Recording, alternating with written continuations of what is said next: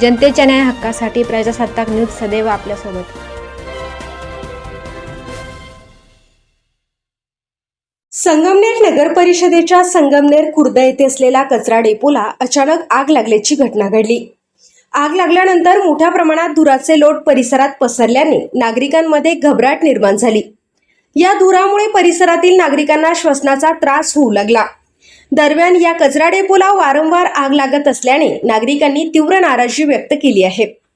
कचरा व्यवस्थापनातील निष्काळजीपणामुळे अशा घटना घडत असल्याचा आरोप नागरिकांकडून केला जात आहे।